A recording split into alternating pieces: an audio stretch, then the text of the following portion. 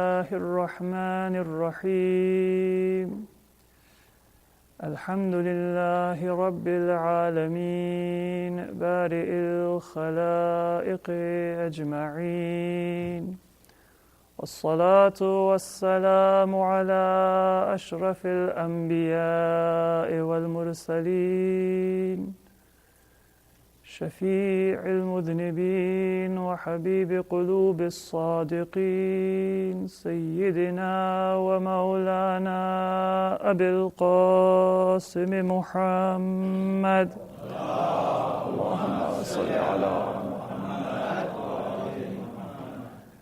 وعلى أهل بيته الأطيبين الأطهرين الهداة المهديين ولعنة الله على أعدائهم إلى قيام يوم الدين رب اشرح لي صدري ويسر لي أمري واحلل عقدة من لساني يفقه قولي أما بعد فقد قال الله عز وجل بسم الله الرحمن الرحيم لقد جاءكم رسول من أنفسكم عزيز عليه ما عنتم حريص عليكم بالمؤمنين رؤوف رحيم صلوات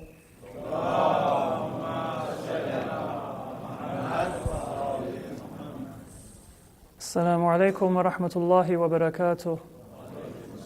Before we begin tonight's majlis and continue our discussion, we have been requested to remember in our prayers and to recite a Surah Fatiha for Sayyid Hasanain Ja'fari ibn Niyaz Ahmad, Sayyida Anzar Fatima bint Tirmiz Hussain Rizvi, and also a Surah Fatiha, and those of you who are able tonight to recite Salatul Wahsha or Hadiyah for a marhum who was a young man, 19 years of age, and passed away in a car accident, leaving a bereaved family. Marhum Yusuf Ja'fari, son of Ghulam Ali Ja'fari.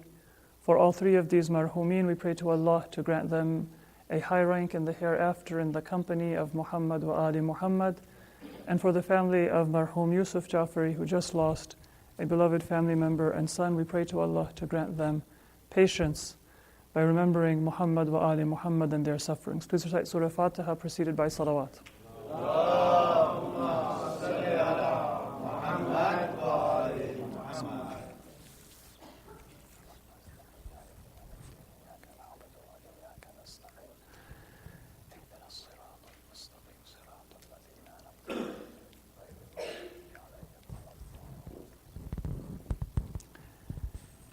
Yesterday, we introduced our topic for these nights of Muharram, in which, inshallah, we will be looking at different dimensions of the life of the Prophet, his practice, his character, and his teachings. Those things which are matters for every Muslim to ponder upon, and which, through our pondering and contemplation, through our remembering, and through our attempt to practice what the Prophet practiced and what the Prophet taught, will be able to make us a stronger and a better connected and a more united community, an ummah that is worthy of its Prophet. Now, the legacy of the Prophet and his teachings and his practice is something which both unites and also is something which forms the basis for the differences of opinion that exist within the ummah. We cannot say that when we examine the life of the Prophet, then all of the differences that exist within the ummah, they will disappear. They will not disappear. But at the same time, when we focus on the Prophet, we will be able to put these differences in perspective and in context, work towards eventually understanding how it is that we can become better Muslims and have a better relationship with one another through our study of the Prophet's life and our practice of the Prophet's teachings. And inshallah, from the perspective of followers of Ahlul Bayt alayhimus salatu wassalam, as I will try to explain in our talk today, our effort, our hope, and our aspiration is that the cause of the differences within the ummah will be able to be solved by returning to the life of the Prophet. Because the cause of those differences is in reality a misunderstanding and an underappreciation, not just of the Prophet, but of prophecy itself. And that will be what we will be looking at today. There is an incident reported in the lifetime of Amir al-Mu'mineen, Imam Ali alayhi salatu wassalam. Allahumma salli ala Muhammad wa ali Muhammad. And this is reported to have taken place very soon after the death of the Prophet. And it reminds us of the nature of the Imam's approach towards the issues that were facing the Ummah at that time. Later Islamic history has sometimes whitewashed the reality of the division and the schism that took place in those early days after the death of the Prophet. And if we look at the historical reports that have survived, we see that it was a very, very sensitive time. Outside of Medina, in Mecca, and in the other cities of the Hijaz, and in the tribal areas of Hijaz, every individual, every tribal chief, every member of every tribe who heard about the Prophet's passing away was discussing what that means for them. Some of them were debating whether they should remain Muslim or not. And there were some people who claimed to be prophets who either lived in the time of the Prophet or were now thinking of putting forward a greater claim now that the Prophet was no longer there. Among those who were still Muslim and continued to pray and continued to fast, there were many questions about whom they were supposed to have a loyalty to. Did they owe any obedience to the community of early Muslims? And if so, was it the Ansar and the Muhajirin? Was it the Quraysh? Who was it that was going to have that respect and that loyalty and even a debt of obedience that was owed? And different perspectives and different opinions were expressed by different people. My point right now is not to discuss all of those differences. Among the Ansar, there were some who said that we are those who gave a refuge to the early Muslim community, and so now we should by default be in charge of the Muslim community that has formed. Among the early Muslims, Muhajirin and Ansar, there were some who felt that in accordance with the Quranic principle, precedence in Iman should be the basis of precedence in the new Islamic Ummah and community. The early Muslims are to be given a higher rank and to have their opinions given more weight than those who are later Muslims. Those who were present in the Battle of Badr should have more weight than those who became Muslim after the Battle of Badr. And those who became Muslim before the conquest of Mecca, they have more weight than those who became Muslim after the conquest of Mecca. So this was one opinion. The opinion which ended up carrying the day, though, was that Quraysh has a special position. Regardless of whether it is those members of Quraysh who were early Muslims or those who came late. Those who were Muslims on the Battle of Badr, or whether they were on the other side in the Battle of Badr. fighting for the mushrikeen against the Muslims. Even many of them were catapulted to a position of honor and prestige in the early Muslim community after the time of the Prophet. There were some people who were named by the Prophet as tulaqa, meaning that they were worthy of being enslaved and kept captive by the Muslim community for their long animosity to Islam.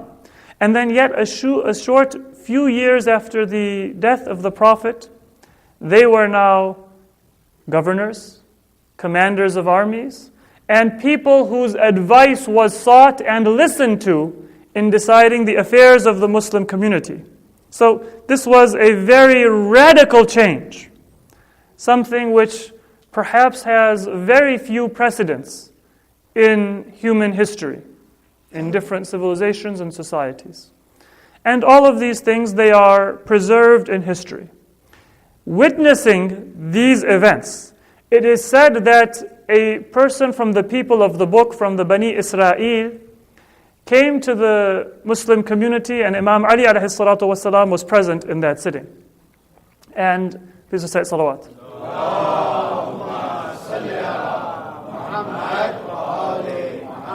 That person said sort of mockingly that, Ya ma'ashar al-Muslimin, O Muslims, ما دفنتم نبيكم حتى اختلفتم فيه.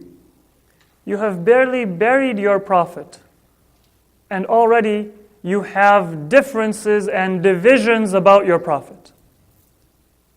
And on the surface, that might have been a fair question. But Imam Ali was the only one who responded. He said, لم نختلف فيه وإنما اختلفنا عنه. We don't have differences about the Prophet. We have differences about what is to take place after the Prophet. Our differences are not about his being a prophet and about the Quran that he brought and about the message of monotheism that he brought. Our differences are about what comes after that and the effects of that. The Imam was not downplaying the importance of those differences. What the Imam was saying is that let us not lose sight of proportion.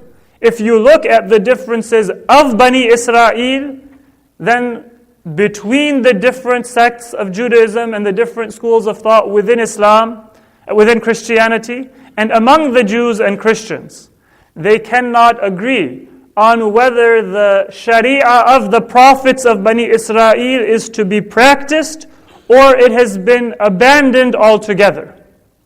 They cannot agree on whether the worship that was performed by the Anbiya of Bani Israel is to be preserved in its original form, or whether a different form of worship, different holidays, different days of remembrance are to be substituted in.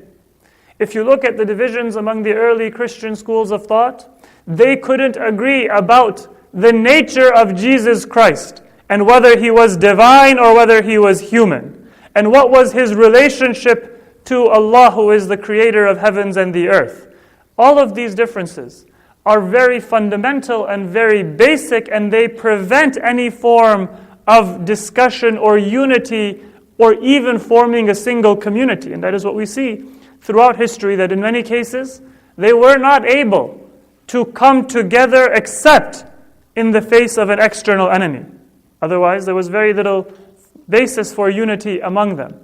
So Imam Ali, he says that in reality, إِنَّمَا اخْتَلَفْنَا عَنْهُ, we have disputed about the implications of the teachings of the Prophet, and yes, we have a dispute. There's to be no whitewashing and saying that all Muslims are together and we are all happy with one another and we have no disagreements about the nature of Islamic teachings.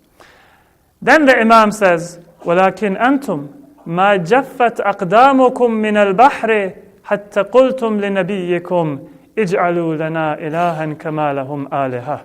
And the Imam, he gave another answer that put things in perspective for them. He said that when your Prophet saved you miraculously from Fir'aun and his people, your feet were barely dry from having crossed the sea, when you said to your Prophet, make for us an idol like these people have an idol. That's a verse of Quran.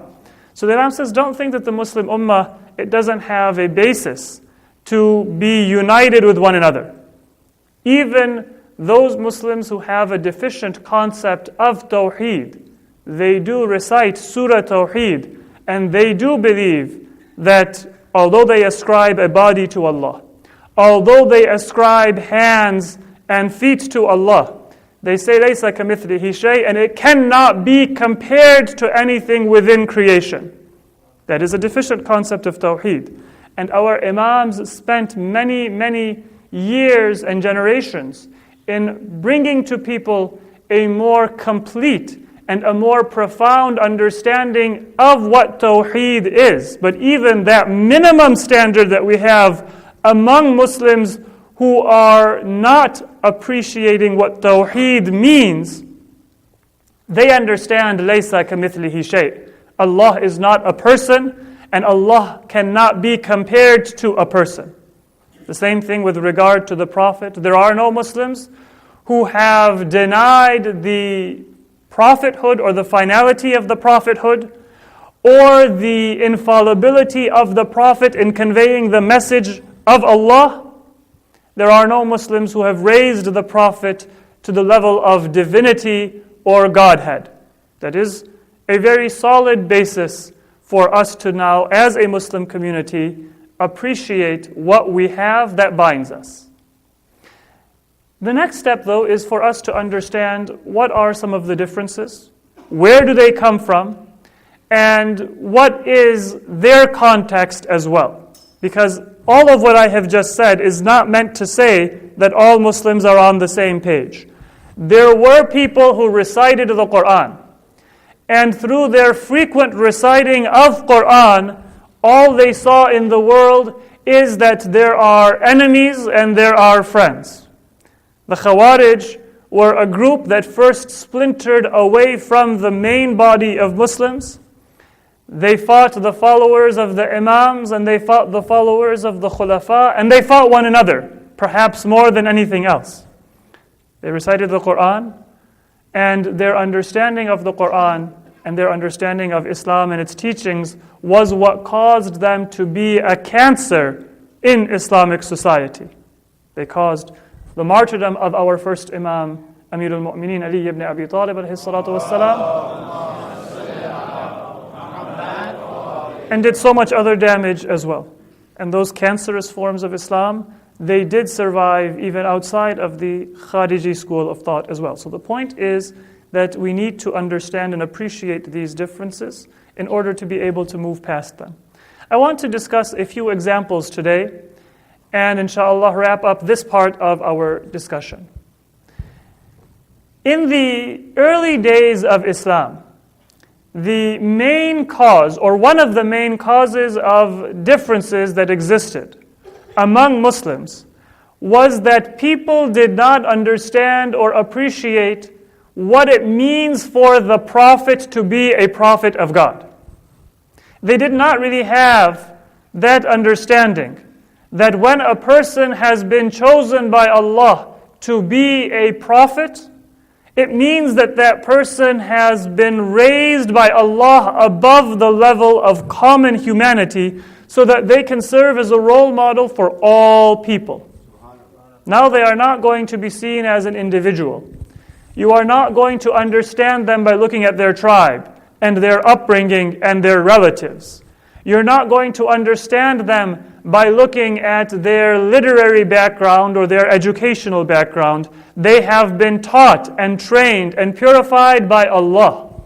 And so therefore, they are humans, but they are not like any other human being. This knowledge and this understanding was not present among many Muslims. Many examples can be shown.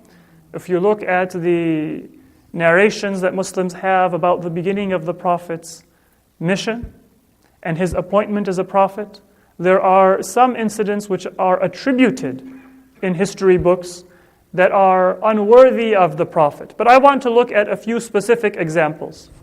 And these examples are primarily from one of the most authentic books of hadith in the broader Muslim community, Sahih Muslim, by the hadith authority Muslim ibn Hajjaj al-Nishapuri, who died in the year 261, 1 year after the death of our 11th Imam, Imam Hassan Askari alayhi salatu wassalam.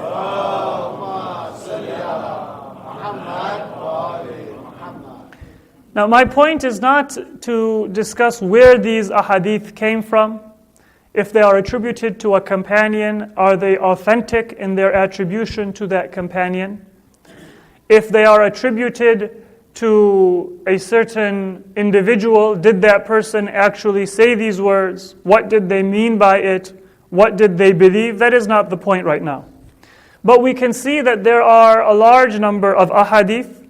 We can see that they survived in Islamic society until the time of our 11th Imam and until after the death of our 11th Imam. So throughout the lifetime of all of our Imams, these types of beliefs, they existed and they were taught. The first hadith that I would like to look at is found in the book Kitabul Birri was-Silati wal-Adab of Sahih Muslim.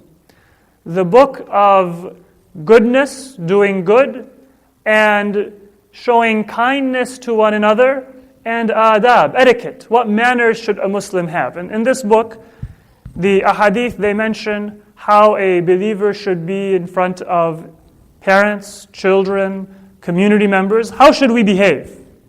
One of the ahadith is narrated from Aisha, the wife of the Prophet, and it is attributed to her that she said, دَخَلَ عَلَى رَسُولِ اللَّهِ رَجُلَانِ كَلَّمَاهُ بِشَيْءٍ مَا أَدْرِي مَا هُوَ فَأَغْضَبَاهُ.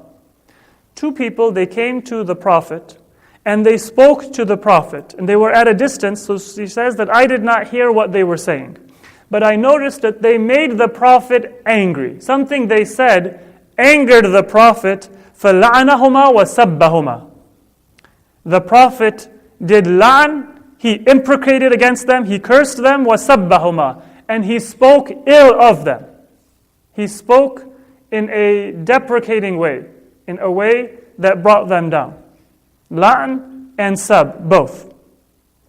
Now, it is said that when the people left the presence of the Prophet, then Aisha said to the Prophet that whatever somebody might be able to accomplish in life, I don't think these people will ever have any good come to them. The Prophet said, what is the basis of this conclusion? So then Aisha said that, Ya Rasulullah, la'antahuma wa sababtahuma. You spoke ill of these people. You cursed them to their face, and you did sab, you insulted them. Such a person can never have the mercy of Allah come to them. And so then the Prophet said that, أَوَمَا عَلِمْتِ مَا شَارَطْتُ عَلَيْهِ رَبِّي. Oh Aisha, don't you know that I made a deal with my Lord, a shart, an agreement, a stipulation. There is a covenant between me and my Lord. And what is that covenant that is reported and authenticated in Sahih Muslim, the second most authentic book of hadith among a large body of Muslims? It is said that the Prophet replied, Na'udhu billah, قُلْتُ اللَّهُمَّ إِنَّمَا أَنَا بَشَرٌ فَأَيُّ الْمُسْلِمِينَ لَعَنْتُهُ أَوْ سَبَبْتُهُ فَاجْعَلْهُ لَهُ زَكَاةً وَأَجْرًا. O Allah, I am only a man. إِنَّمَا أَنَا بَشَرٌ. I am only a man. So if there is any Muslim who I la'an, if I imprecate against that person, or I curse that person, or I insult that person, make it zakat and ajr for that person. Now, the first question that comes to mind is that if the Prophet is going to make a stipulation with his Lord, why would he not say that, Oh Allah, I am just a man and I need your guidance. So whenever my foot might make a mistake, guide me not to make that mistake, so that I will not insult anybody who does not deserve to be insulted.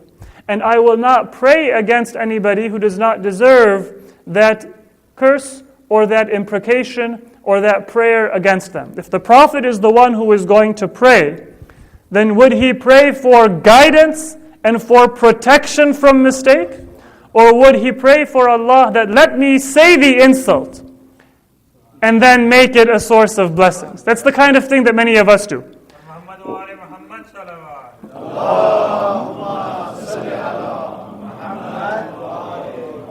That sometimes we already know when we are angry that there are some words that we should not say. There are some things that we should not stoop to. But we figure that no, there's too much pleasure to come in saying something directly, and then we can always apologize later, and so we say it. Would the Prophet make a prayer like that, or would he say to Allah, protect me from ever saying anything which is wrong? And of course, the Prophet would not need to make such a prayer because the Prophet had already been raised by Allah to a level where he would never even have the urge to say something which is not worthy of being said. But aside from that, if we were to assume some basis for this incident, then the Prophet would not make such a prayer. But it does get worse. There is another hadith which is narrated from Abu Huraira. This is also found in Sahih Muslim in that same book.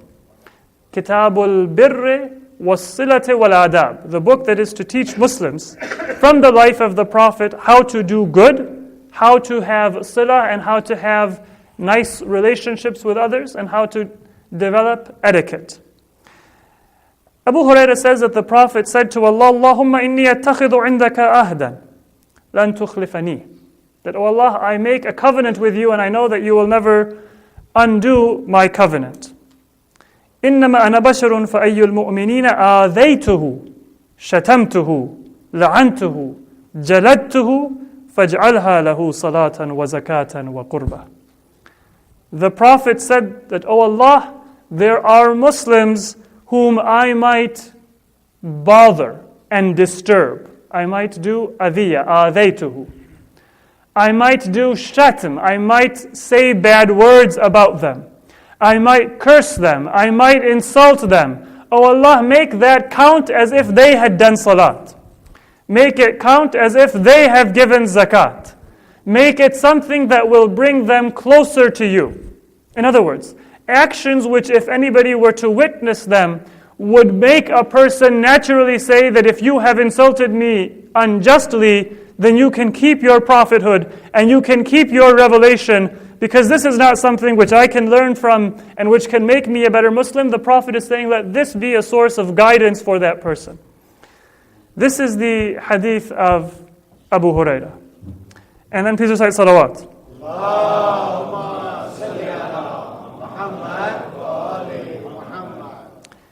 It is said that there is even something worse than this.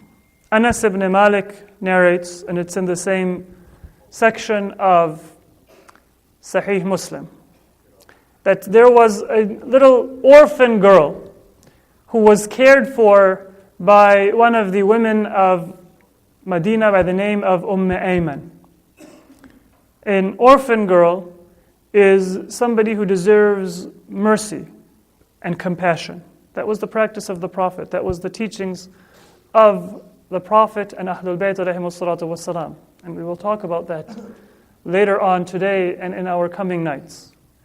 A young, vulnerable orphan was seen by the Prophet, and something is supposed to have angered him, and so he said, may Allah not let you see an old age. Basically, this hadith claims that the Prophet said something which was a prayer for a young and an early death for that person. The orphan was naturally affected. An orphan is a vulnerable person. Even if a normal person, somebody they don't know, says something harsh to them, then it might affect them very deeply. Now imagine if it were a prophet of God who says such a harsh prayer. She came crying to Ayman and said that, I think I'm going to die today or tomorrow. And Ayman said, what happened? And she said, the Prophet said this to me. And Ayman came rushing to the Prophet. It was said that she didn't even put her clothes on completely. She was so worried and so concerned. She said, Ya Rasulullah, did you say something to my orphan girl? Did she do something which made her unworthy of life? What is going on? And the hadith says, the Prophet left. And he said, Ayman, don't you know what my stipulation is with my Lord? أيما أحد دعوت عليه من أمتي بدعوة ليس لها بأهل اللهم تجعلها له طهورا وزكاة وقربة. That there are people in my ummah against whom I will make a dua and I will pray. but they are not worthy of that imprecation. So it's not that they did something wrong. And the Prophet went perhaps more severe than he should have. But the Prophet will pray against people, according to the words of this hadith, who do not deserve any ill words at all, who are innocent, who are vulnerable, who are in need of compassion. And the Prophet said that Allah will convert it in the hereafter. They should live in this life in fear and in worry that maybe they are going to die today or tomorrow. But Allah will convert it to compassion and to reward for them in the hereafter. So these are a few of the examples that we find. People thought that when the Prophet says things, he says things as a normal person would, by being affected by events, not because of his mission, but because of his own personal desires, preferences, likes, and dislikes. Please recite salawat.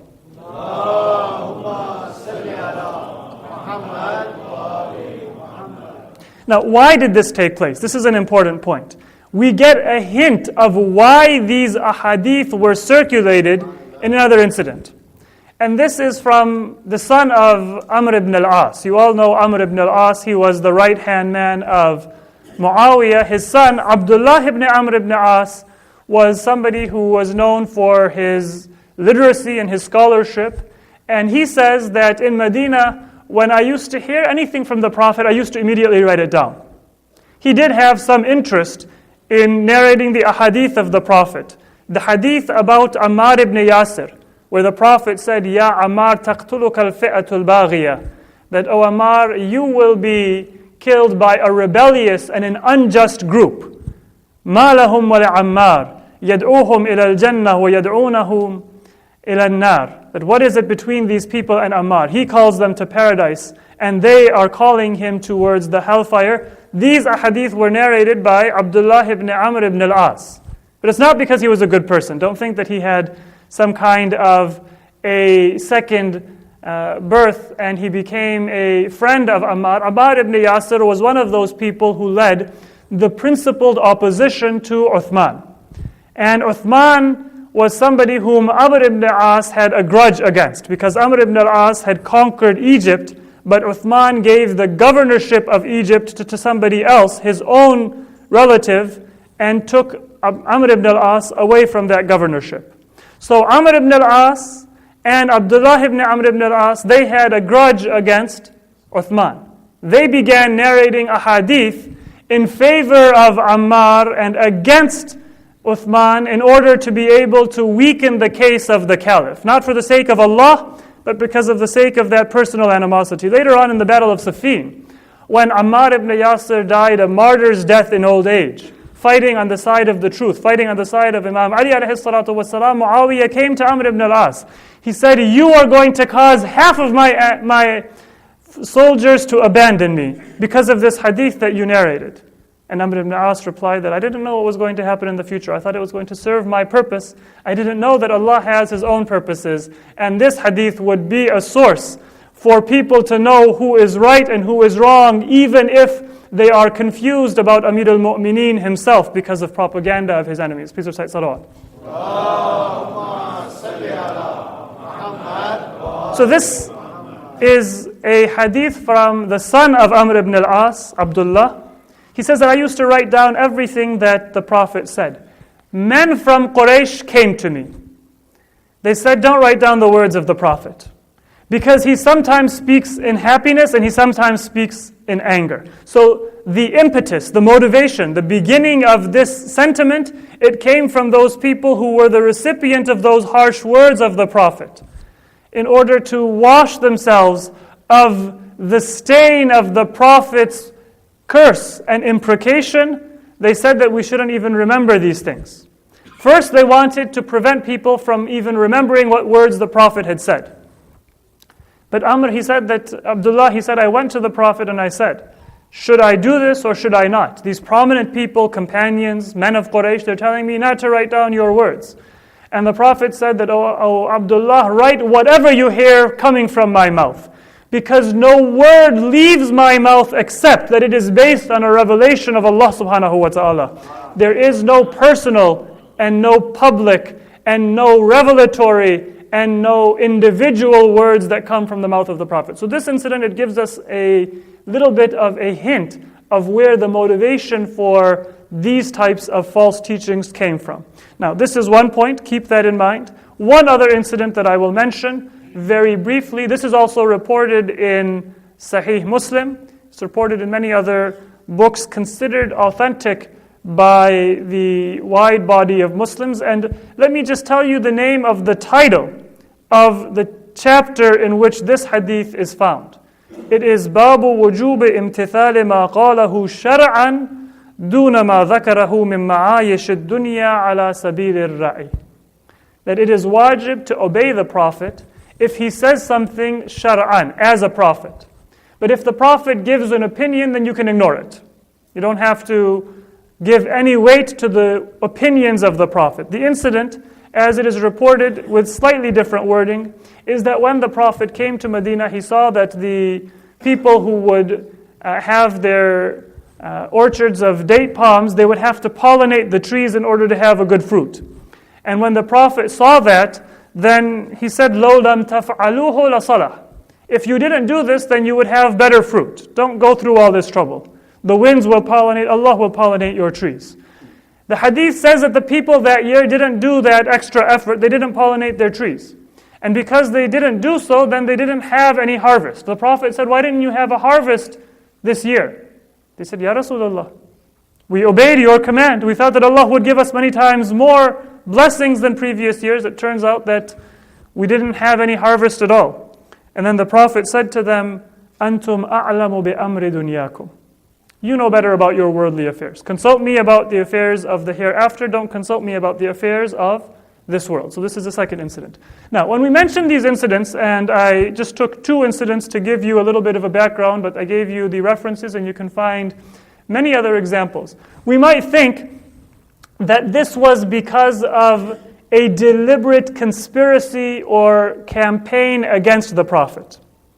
And there were people who knew better, who did have that conspiracy, who did want to obliterate and to blot out and to cover up the teachings of the Prophet. But the reason why these false ahadith were able to circulate broadly, and the reason why so many people were confused by these types of hadith, is something more profound. And even though we might not have that extreme misunderstanding of the truth of the Prophet's teaching, even we as Muslims and even we as followers of Ahlul Bayt, we have to be on the guard against falling into the trap even slightly. The reality is that the people of the Prophet, they were ummi. They didn't have the experience of having prophets among them. So they didn't know what it means to have a prophet in your midst. They didn't know when you have a prophet, are you supposed to go to the Prophet to give you a dua because you have a headache? Are you supposed to go to the Prophet to open a page of the Quran and tell you whether you should do a certain business transaction or not do a certain business transaction? Are you supposed to go to the Prophet because you have a dispute about inheritance and you want to figure out how to divide property? Are you supposed to go to the Prophet because you need personal advice? Or are you supposed to go to the Prophet and model all parts of your behavior and everything within your life on the sayings and the teachings of the Prophet? People didn't have that understanding. And it wasn't entirely to their own fault. People who are ummi, naturally, they will not have that depth of insight. And then there's a further reason. To the extent that the Arabs had knowledge, where did they get that knowledge from? They got their knowledge from the people of the book. They got their knowledge from Ahlul Kitab. And Ahlul Kitab, they themselves had made up so many stories about the previous prophets that it brought down in the eyes of the people what it means to be a prophet. If you look at the Old Testament and the New Testament and those many other legends that were circulating about the previous prophets, then it is no surprise that when the Prophet was walking among the people, people thought that he might be able to perhaps make a mistake. Perhaps the Prophet might say something which wasn't from God, because that was what they had learned from Ahlul Kitab. the people who had previous prophets and who claimed to be carrying on the heritage of those previous prophets. So in reality, it was a process of gradually introducing the Muslim Ummah to the reality of prophethood. It was a process of gradually giving them that message. And therefore, we should learn from the Imams that when we see these types of ahadith, the reaction of the Imams was not to say that all of these people are outside of the fold of true faith and we are not going to treat them as Muslims and we are not going to treat them as people who are part of our community. That is a reaction that unfortunately we sometimes see. Those who caused these misunderstandings, those who knew better but prevented people from learning, they were at fault.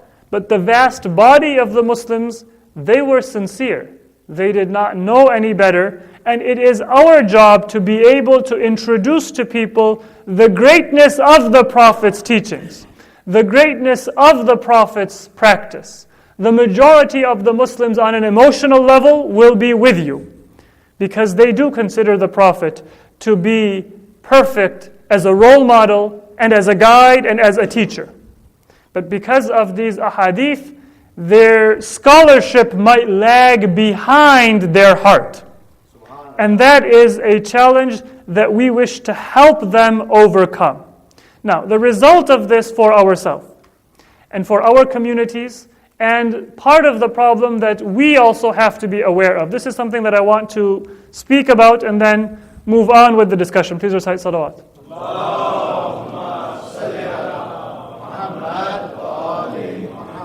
Because of these misunderstandings, people had one main misunderstanding about the nature of Allah and His relationship with the Prophet. They thought the Prophet was not somebody so very special. They thought the Prophet himself was not somebody so very special. Allah had honored him, and therefore it was as if he was the relative of, for example, a king. Allah being the king and this being a relative. That it's just one phone call away, one word, and Allah will come to the aid of the Prophet. But the Prophet himself, he might not be anybody special. Even the mushrikeen, they would sometimes say things like this, as the Quran says, that they would come to the Prophet and they would say, لَوْلَا أُنزِلَ عَلَيْهِ آيَةٌ مِّن رَبِّهِ. Why are there not messages revealed to the Prophet, signs, miracles, like we hear about in the legends of previous people? And the Prophet was told, tell them that the ayat and the signs, they belong to God. Allah is not somebody who is in my pocket, that I call and He does whatever I ask Him to do. I am a messenger. And so I will follow the commandment of Allah. When He sends me a sign or a miracle, then I will display it. And when He doesn't, then I will follow His commandment. So what the people did is, they thought the Prophet himself does not represent the teachings of Allah, but Allah is supposed to be at His beck and call. And in reality, the relationship is in reverse. The Prophet was at the beck and call of his Creator. And because he was at the beck and call of his Creator, and he would not do anything, he would not say anything, he would not think anything, he would not feel anything that did not come from his Creator and from that divine inspiration, because of that, Allah subhanahu wa ta'ala provided him that guidance. So the mistake that people made, companions made, sometimes they saw that the Prophet would have a setback in a battle. And they would say that now we started to doubt. Is he truly a messenger of Allah or is he not? The proof of the Prophet's being a messenger is not that he's going to be victorious in every battle. It's not that the Prophet is not going to fall sick. It's not going to be that the Prophet cannot be poisoned. Previous prophets were martyred in the most difficult ways, and the Quran itself says that Bani Israel used to kill their prophets and they did not think anything of it. So if that was the seerah of the prophets before, then that is also possible for our Prophet. The truth of the Prophet comes from his greatness in his practice and his teachings, not from the fact that there will be no material setbacks that the Prophet will face. And that is a lesson for us as well. We feel that when good things happen to us, then everything is good. When bad things happen to us, then all of a sudden Allah is angry at us. But that was the thinking of the enemies of the Prophet. That was the thinking of the mushrikeen. That was the thinking of the munafiqeen. That was the thinking of those companions of weak faith, who when the Prophet made a treaty of Hudaybiyah, they said that we never had a doubt so severe as we have now. So it was those types of munafiqeen who were of weak faith who would doubt. But the Muslims, they saw that this was a victory. That when Allah provides you tranquility, when He provides you faith, when He provides you a recognition of what is right and what is wrong, it doesn't matter if He gives you wealth or if He gives you poverty, if He gives you health or if He gives you sickness, if He gives you triumph or if He gives you hardship. Allah subhanahu wa ta'ala's favor will be visible to you. So this was the lesson that was learned by the true mu'mineen and by the followers of Ahlul Bayt alayhimus salatu wassalam. And the way that the Prophet and Ahlul Bayt gave that message was by appointing as their representatives people who had this level of faith, this level of yaqeen. This is where the hadith of the Prophet comes, where he says to Imam Ali alayhi salatu wassalam, Allahumma salli ala Muhammad, Ya Ali la yuaddi anni illa ana aw ant. O Ali, nobody can give a message of prophecy on my behalf except myself or you. And Imam Ali sent Surah Bara'ah or Surah At-Tawbah and read it to the people. The Prophet had sent another companion first, but that companion was brought back and Imam Ali was told that it is only the Prophet himself or somebody like the Prophet, Imam Ali, who can convey this message. And this was the nature of the Imams when Imam Ali had to convince the people of Kufa to support him and support the cause of truth and not support another group that had raised a flag of opposition to Imam Ali, who also were companions. He sent Imam Hassan and he sent Ammar ibn Yasir to Kufa in order to convey that message. So this was the nature of the Imams, and one of the ambassadors who was chosen by our Imams was Muslim ibn Aqil. He was not an Imam, and he was not ma'soom, but we should know that he was coming in that same chain of guidance, and from that same values by which our Imams chose their representatives. He was the ambassador of Imam Hussein to Kufa. Today I would like to briefly make mention of two martyrs of Kufa. They were not able to be present in Karbala with the Imam, but their martyrdom and their sacrifice was no less than the martyrs of Karbala. One was Muslim ibn Aqil, and one was Hani ibn Urwa. Hani is somebody who deserves our respect and our mention. Muslim, when he came to Kufa, he first went to the house of Mukhtar ibn Abi Ubaidah al-Thaqafi. But when Ibn Ziyad came to Kufa, when the situation became very difficult, Mukhtar's house was no longer safe. There was only one person who was able to offer refuge and who had the courage to say that I will risk my own life and my own safety and my own family in order to provide protection to the representative of my Imam. And that was Hani ibn Urwa. In the most difficult time, Muslim came from the house of Mukhtar to the house of Hani, and that is where Ibn Ziyad found that Muslim was staying. He called Hani to his castle in a most insulting manner, a chief of his tribe who had 4,000 soldiers on horses and 10,000 people who would answer his beck and call, was now standing alone before Ibn Ziyad, and Ibn Ziyad said in his most threatening voice, Hani, you must send Muslim to me or I will kill you. And Hani said that, O Ibn Ziyad, you know that I have the entire tribe of Madhij behind me. I have 4,000 people who will answer my call, and they will defend Muslim with their own lives. But know something, O Ubaidullah ibn Ziyad, even if I were alone, and I had only my own sword, my arms are still strong, I would defend Muslim if there were nobody to be with me. Hani thought, and he hoped that the tribe would come to his aid. But Allah had destined martyrdom for him. Ubaidullah was threatened by Hani's courage and bravery. He took out a cane, and it is said in history that he beat Hani so harshly and so brutally that the cane broke, and Hani was taken bleeding and injured to a dungeon. And Muslim ibn Aqil, when he heard of that, he called what few supporters he could muster. He came out and he said that we must go and defend Hani, who was our protector and our aid. Muslim brought some soldiers and a few people showed initial courage. You know what the history is. By nightfall, after Muslim ibn Aqil had prayed Salatul Maghrib, he turned around and he was alone in the city of Kufa. He didn't know which way to go. He didn't know how he would be able to now come to the assistance of Hani, or how he would be able to send a message to Imam Hussein. Wandering the streets of Kufa, it is said that Muslim came to one doorstep where an old woman was waiting for her young son to come back. She knew the dangers of Kufa in that night, and Muslim, who had been wandering without guide for so long, he saw that old woman with a merciful face. He came to the door and he said, "Is there some water that can be given to me?"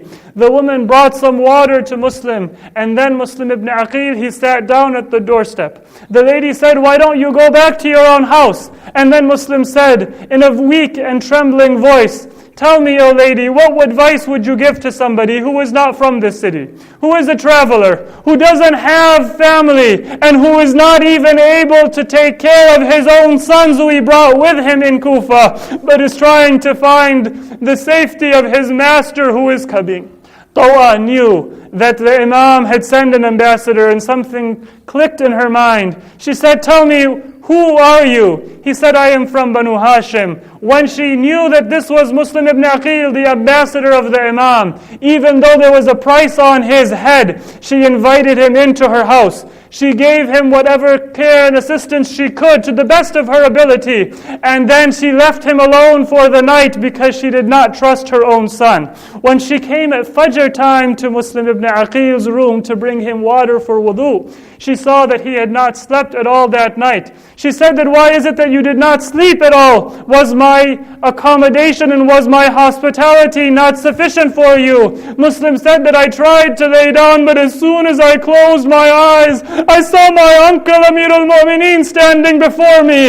And he said, 'Oh Muslim, we are waiting for you in paradise.'" And it was at that time when the sound of hooves came from the distance. Muslim did not want any harm to come to the house of Tawa, who was a mu'minah, a believer. He left the house and he did battle. You know the story of how Muslim was martyred. He was surrounded, he was injured, he was brought to the castle of Ibn Ziyad, and when he came thirsty, he saw that in the distance there was a vase of water. He requested that water be brought. One man, Amr ibn Hurayth, had some water brought to Muslim, but every time he would try to take a sip of water, his teeth or his blood would fall into the water, and then he would throw it away, and he would say that if Allah had destined for me to meet him having quenched my thirst, then I would have done so. But it appears that Allah wishes me to go into the hereafter thirsty. Muslim was brought before Ibn Ziyad. He didn't say salam, he didn't reply to the salam. He said that my master and my Amir who is worthy of my greeting is only Hussein ibn Ali. Ibn Ziyad gave the command for Muslim to be martyred, and he was taken to the roof of Darul Imara. His head was chopped off and his body was thrown to the ground. Azadaro jab ye waqe Kufe mein pesh runuma ho rahe the, to us waqt हमारे मजलूम इमाम मक्के में तशरीफ फरमा थे. जब मक्के में देखते हैं कि जो भी मक्के में वारिद होता है, मुसलमान हो, मोमिन हो, हत्ता जानवरों और परिंदों को भी मक्के में अमान है, तकलीफ पहुंचाना गुनाह है, हराम है. लेकिन मक्के में नवासा रसूल के लिए कोई अमान न था. हज को उम्रे में तब्दील करना पड़ा और मंजिलें तय करते करते हमारे मजलूम इमाम इराक की तरफ आगे बढ़ने लगे. एक मंजिल का नाम सालबिया था. वहां पे इमाम ने क़याम फरमाया, नमाज ज़ुहरैन अदा की, और उस मौके पर सालबिया के मकाम पर इमाम ने आंखें बंद की. आलम रोया में, आलम ख्वाब में इमाम को हातिफ की आवाज सुनाई दी कि ये काफिला तेजी से आगे बढ़ रहा है और मौत इनकी तरफ रवां दवा है. इमाम की आंखें खुली, आंखों से आंसू जारी हुए. کہا انا للہ و انا الیہ راجعون. وہاں پہ علی اکبر علیہ السلام موجود تھے. کہا بابا مما استرجاؤک, آپ نے کیوں یہ کلمہ استرجا کہا؟ امام نے کہا ہاتف کی آواز آئی, کہا کہ یہ قافلہ موت کی طرف آگے بڑھ رہا ہے. علی اکبر علیہ السلام نے کہا کہ اے بابا کیا ہم حق پر نہیں ہیں؟ امام نے فرمایا کہ اگر ہم حق پہ نہ ہوں گے تو کون حق پر ہوگا؟ تو پھر حضرت علی اکبر نے کہا کہ اذن لا نبالی بالموت, پھر ہمیں موت کی کیا پرواہ ہے. یہی ثعلبیہ کا مقام تھا کہ جہاں پر امام کو دور سے کوفے کی جانب سے گھوڑا سوار نظر آیا جو امام کے قافلے کی طرف آگے بڑھ رہا تھا, لیکن جب وہ سوار نزدیک پہنچا تو اپنا راستہ بدل دیا. امام نے پہلے چاہا کہ ان کے نزدیک جا کے پوچھیں کہ کوفے کی کیا خبر ہے, لیکن جب دیکھا کہ اس سوار نے اپنے راستے کو بدل دیا تو پھر امام نے پیچھا نہیں کیا. اسی اسنا میں دو بنی اسد کے افراد تھے, قبیلہ بنی اسد کے دو افراد تھے جو امام کے ساتھ تھے. انہوں نے کہا کہ ہم جا کے اس آدمی سے پوچھتے ہیں کہ اب کوفے میں کیا خبر ہے. وہ آگے بڑھے, اس بندے سے سوال کیا کہ آپ کس قبیلے سے تعلق رکھتے ہیں؟ اس نے کہا کہ میں بنی اسد سے تعلق رکھتا ہوں. تو ان دونوں افراد نے کہا ہم بھی قبیلہ بنی اسد سے تعلق رکھتے ہیں, تو بتائیے کہ کوفے کی اب کیا خبر ہے؟ تو اس بندے نے کہا کہ میں کوفے سے اسی وقت نکلا کہ جب میں نے اپنی آنکھوں سے دیکھا کہ مسلم ابن عقیل اور ہانی ابن عروہ کے سر نیزوں پہ سوار تھے اور ان کی لاشوں کے قدموں سے رسیاں باندھی گئیں اور کوفے کی گلی گلیوں میں ان کی لاشوں کو پھرایا جا رہا تھا. دونوں بنی اسد نے کہ قبیلے والوں نے کہا کہ یہ خبر ہمیں فوراً امام تک پہنچانی چاہیے. رخصت ہوئے, امام کی خدمت میں حاضر ہوئے, کہا کہ اے فرزند رسول ایک خبر ہمیں ملی ہے کوفے سے, یہ آخری خبر ہے, بتائیے کہ کیا ہم سب کے سامنے آپ کو یہ خبر بتائیں یا آپ اکیلے سننے پسند کریں گے؟ امام نے اپنے اصحاب کی طرف دیکھا, وہ چہرے جو شہادت کے لیے مشتاق تھے. امام نے فرمایا کہ مجھے ان سے کوئی راز نہیں ہے, بتائیے کیا خبر لے کے آئے ہیں آپ؟ تو کہا کہ ابھی ہمارے قبیلے کا ایک فرد کوفے کی طرف سے آ رہا تھا, ہم نے اس سے دریافت کیا کہ کوفے کی کیا خبر ہے. تو اس نے بتایا کہ کوفے میں مسلم ابن عقیل اور ہانی ابن عروہ دونوں شہید کر دیے گئے ہیں, ان کی لاشوں کو گلی گلی میں پھرایا جا رہا ہے, اب کوفے میں کوئی یار و یاور نہیں ہے, اے فرزند رسول اپنا راستہ بدل دیجئے. امام نے انا للہ و انا الیہ راجعون کا ورد شروع کیا, مکرر امام نے انا للہ و انا الیہ راجعون پڑھا. پھر کہتے ہیں تاریخ میں وارد ہوا ہے کہ سب سے پہلے امام نے عقیل کے بیٹوں اور مسلم ابن عقیل کے بھائیوں کی طرف دیکھا, دریافت کیا کہ کیا ابھی بھی وہ جذبہ شہادت موجود ہے. پوچھا کہ اے فرزندان عقیل آپ کی کیا رائے ہے؟ انہوں نے کہا کہ ہم ابھی بھی شہادت کے لیے تیار ہیں, یا ہم اپنے بھائی کا انتقام لیں گے یا ہم خود شہادت قبول کریں گے. امام نے جب دیکھا کہ ابھی بھی اصحاب اور یاران میں وہ جذبہ شہادت باقی ہے تو کہا ہم آگے بڑھتے رہیں گے. ماتم ہوا, لیکن جلد امام نے اپنے اصحاب کو خدا حافظ کہہ کے خیمے کی طرف آگے بڑھے. وہاں پہ مسلم ابن عقیل کی ایک چھوٹی بیٹی بھی موجود تھی. امام نے اپنے پاس بلایا, یہ امام کی بھانجی بھی تھی, رقیہ بنت امیر المومنین کی بیٹی تھی. امام ہمیشہ شفقت دکھاتے تھے, ہمیشہ رحم اور مہربانی دکھاتے تھے, لیکن اب ایک خاص رحم اور ایک خاص ترس امام کے لب و لہجے میں پایا. شفقت کا ہاتھ اس نے بچی پہ رکھا اور اس طرح سے نوازش کی کہ خود اس بچی کو شک ہوا. کہا مامو جان بتائیے کوفے میں سب خیر ہے, آپ نے اس طرح سے میرے سر پہ دست شفقت پھیرا کہ جس طرح یتیموں کے سر پہ پھیرا جاتا ہے. امام نے کہا بس نہ پوچھ میری بیٹی, اب سے یہی سمجھیے کہ میں حسین آپ کے بابا کی جگہ، میری بہن زینب آپ کی ماں کی جگہ، اور میرے بچے آپ کی بہنوں کی جگہ ہیں۔